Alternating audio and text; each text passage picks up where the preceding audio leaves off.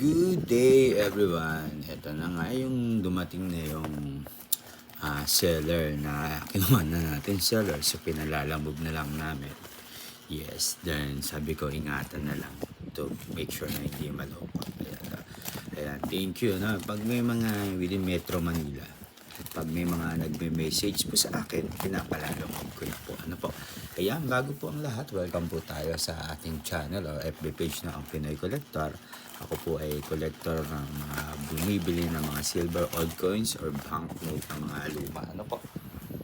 Ayan, i-follow nyo lang po ako o i-like lang po yung page para updated po kayo. Ayan. Ayan. Ayun. Medyo yun nga lang, risky lang din minsan kasi baka malukot. Siyempre, hindi mo naman pwedeng sabihin kay rider ko ano yung laman. Kasi nangyari na one time na pag-interesan. Opo, nangyari po yun. Pero hindi po sila lamaba sa ibang app po. Kaya since nun, actually parang hindi ko na nakikita yung app na yun eh. Kaya since po nun, hindi na po ako ship po doon. Dinadahan-dahan ko lang po kasi uncirculated po ito as per seller. Pero nakakatakot lang din kasi yung ganito. Oo, yung saktong-sakto. Hindi mo naman pwedeng persahan kasi malulukot. Opo.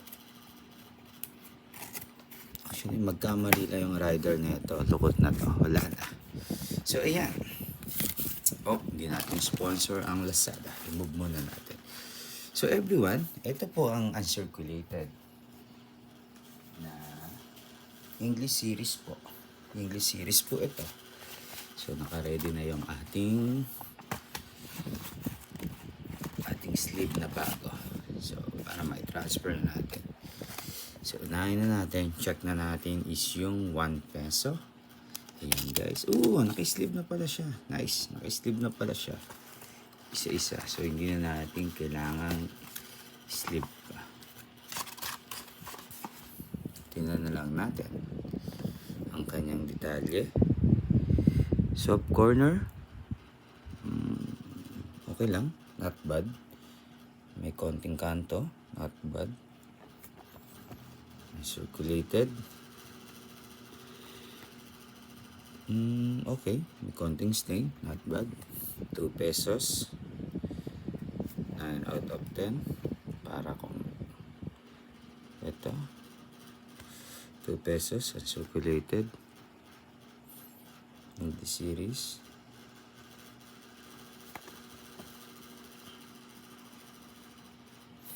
Bakit natin chine-check? May mga pagkakataon kasi na hindi naman pala uncirculated. Nipla-plancha lang nila. So malalaman mo yan pag kinapamot yun. So super good. Pero ayoko kasi yung sleeve na saktong-sakto. Kaya minsan nagkakaroon ng soft corner kung tawagin. No? Kasi maliit lang yung sleeve na pinaglalagyan. Maganda yung medyo may spacing siya. Yan. Ganyan. Transfer ko. Transfer ko na lang siya. Then, para ma-double check natin kung uncirculated talaga.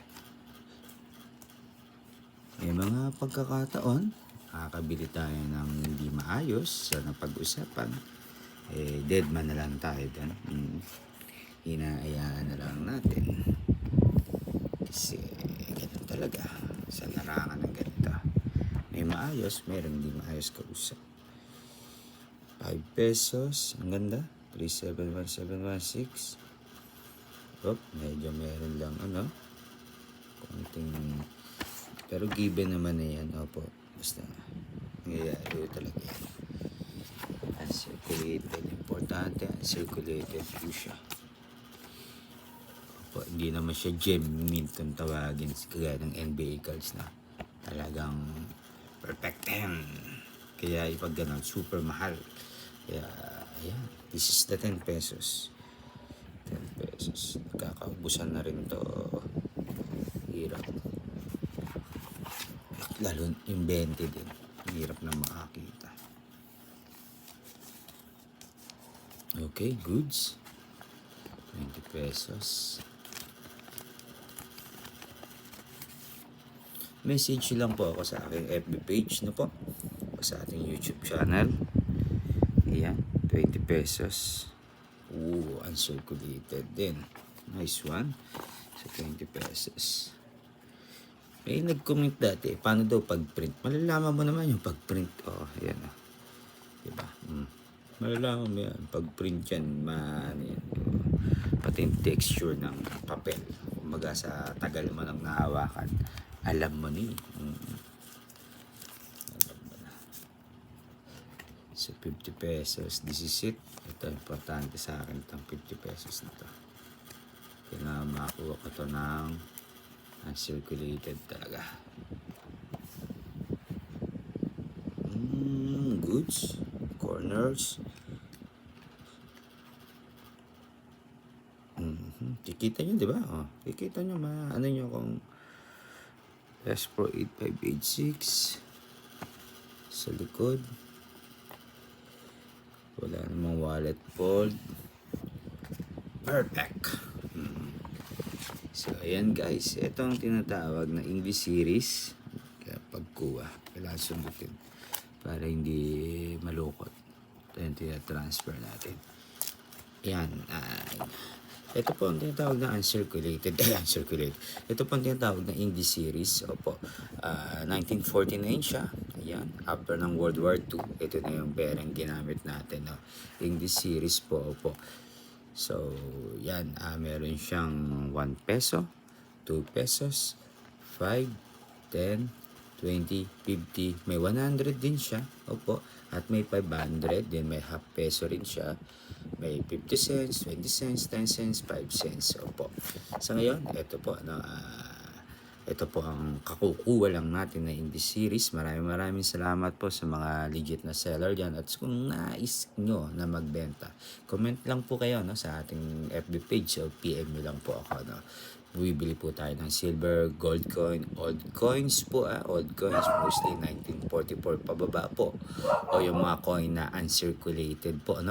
Yung mga piso na 72, mga common coin po yun. Or yung mga kalabaw, common po yun. Pero bibili tayo pag uncirculated talaga. Yung talagang napakaganda ng condition po. Ano po? Bakit po ganon? Ang 1944 po kasi, o 45 pababa, may mga silver content po yan. May silver po yan. Opo, hindi man 100%, yung iba 50%, yung iba 90%, depende po. Bumibili rin tayo ng 25 piso o 50 piso. Opo, tama ang narinig nyo. May 1975 kasi ng 25 piso at saka 50 piso. Yan, bumibili po tayo yan. Opo. At saka yung mga hard to find na na barya. Pero yung mga error na minimal error lang po o yung ginagawa ng tao. Oo, meron kasi pinipipi, masabi lang error o kinakaskas, hindi po tayo bumibili po niyan o yung mga 20 pesos ngayon nalabas kwelyo. Legit po tayong collector, hindi po tayo talaga vlogger. Kaya doon po tayo sa binibili po natin ay yung may collector's value po, Opo, yung mga BPI banknote, yung mga 1916, 1920, 1930, binibili po natin yan. Maraming salamat po. Road to 20k na po tayo sa ating YouTube channel. At ito po ay sana ay lumagana pa rin po o lumaki ang ating FB page followers. Thank you everyone and God bless po.